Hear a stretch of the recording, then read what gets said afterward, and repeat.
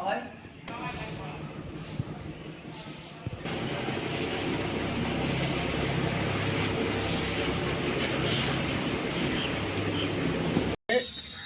परसों शाम के बहू के पेट में दर्द होने लगा, तो डिलीवरी में थी, तो मैंने 108 नंबर को फ़ोन किया। तो 108 नंबर गाड़ी आई मेरे पास।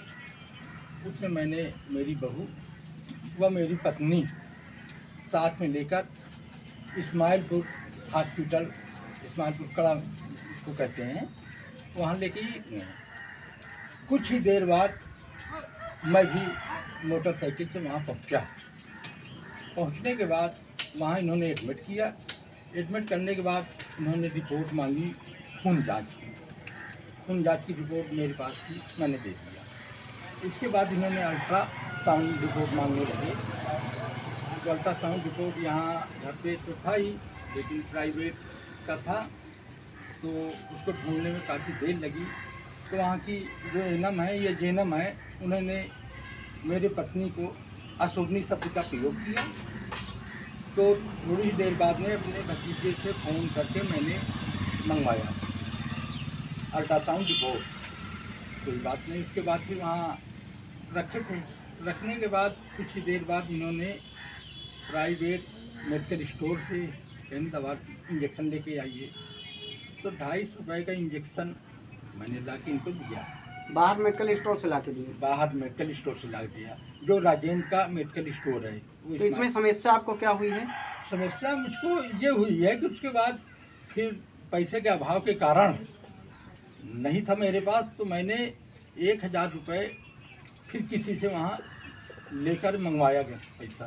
पैसा मंगवाने के बाद 1000 रुपये मैं अपनी पत्नी को देकर मैं 11 बजे रात को घर चला आया। घर आने के बाद मैं सो रहा था, तो करीब 5 बजे वहाँ से मेरे पत्नी का फ़ोन आ रहा है। मैंने कहा अब क्या हुआ? कहीं ये नारा जो काट रही दाई 1000 रुपये मांग रही हैं और मेरे पास कुल पैसा 350 है। मैंने कहा 350 दे दीजिए, न माने फिर बताना। अंत में उस दाई ने 350 न लिया। अंत में ज़मीन में मेरी पत्नी ने 350 रख दिया, लीजिए या न लीजिए। तो उस पैसे के विवाद में मेरे पत्नी का अशोभनीय शब्द का प्रयोग उस दाई ने किया। फिर अंत में जो एनम थी वो 1000 रुपये की डिमांड कर रही थी। अब 1000 रुपये मेरे पत्नी के पास न होने पे 600 रुपये मात्र बचा था। तो 600 रुपये उनको दे रही थी, लेने से इनकार कर रही थी, बार बार अशोभनीय शब्द का प्रयोग कर रही थी। मेरी पत्नी ने मेज पे 600 रख दिया, कहीं लीजिए अन्यथा न लीजिए, मेरे पास पैसे नहीं हैं, नहीं मैं घर फ़ोन करती हूँ अपने पति के पास, तो पैसे देकर गिराएँ। तो उसके बाद फ़ोन आया तो मुझको थोड़ा सा गुस्सा लगा कि सरकारी हॉस्पिटल है, योगी की सरकार है, चरण सीमा पे इतना भ्रष्टाचार। मैंने हालांकि मोटरसाइकिल फिर उठाया, पहुंचा। जब पहुंचा तो इसके बाद क्या हुआ? इसके बाद वहां मैं पहुंचा, जब पैसा उसने लिया न लिया, तो उसके बाद फिर ये हुआ, एम्बुलेंस में मेरी बहू और मेरी पत्नी को बैठा लगा। अंत में फिर दवा भूल गई। दवा लेने जब एनम के पास मेरी पत्नी पहुंचती है, तो फिर वहाँ पे एनम कहती है अभी तुम्हारे पास पैसा नहीं था, क्यों बच्चा पैदा करवाती हैं, करती हैं। एनम का नाम क्या मालूम है? एनम का नाम नहीं मालूम। तो उसने फिर वही दवा देने से इनकार किया। और उसके बाद फिर फ़ोन मेरे पास आया, तो मैं यहाँ से पहुँचा तो वो एम्बुलेंस में बैठ चुकी थी, 1 बीघा दूरी पे चल चुकी थी। मैंने मोटरसाइकिल घुमाया, एम्बुलेंस का पीछा किया। थोड़ा जल्दी बता दीजिए। तो प्राइमरी स्कूल के जब मैं आया तो एम्बुलेंस वाला ने आगे गाड़ी लेके चला गया। अच्छा, मैंने कहा ये गाड़ी लेके बाहर क्यों जा रहा है? तो मैं मोटरसाइकिल वहीं खड़ी किया, तो वापस आके फिर एम्बुलेंस घर पे उतारा। उतारने के बाद फिर ये हुआ कि एम्बुलेंस वालों ने, ड्राइवर ने मांगा कि नीलमपाल का आधार कार्ड आप दीजिए। आधार कार्ड मैंने दे दिया। उससे अपना रजिस्टर में कुछ लिखा पढ़ी उन्होंने किया।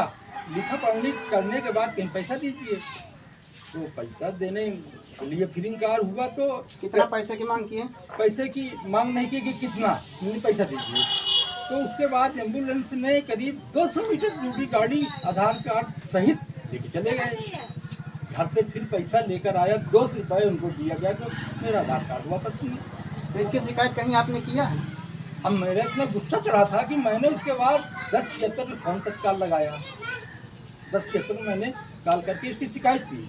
आज मेरी तैयारी है आरटी जियारत करने की। मैं भी आरटी जियारत माननीय मुख्यमंत्री जी को करूँगा, जिलाधिकारी को शाम को करूँगा, प्रयागराज कमिश्नर को करूँगा। और उसके बाद ये भी कार्रवाई नहीं होती, मैं धरने में बैठूंगा। ऐसे कर्मचारियों, ऐसे भ्रष्ट कर्मचारियों को निलंबित किया जाए। आपके बहू का क्या नाम है? नीलम पाल। किस डेट की घटना है ये?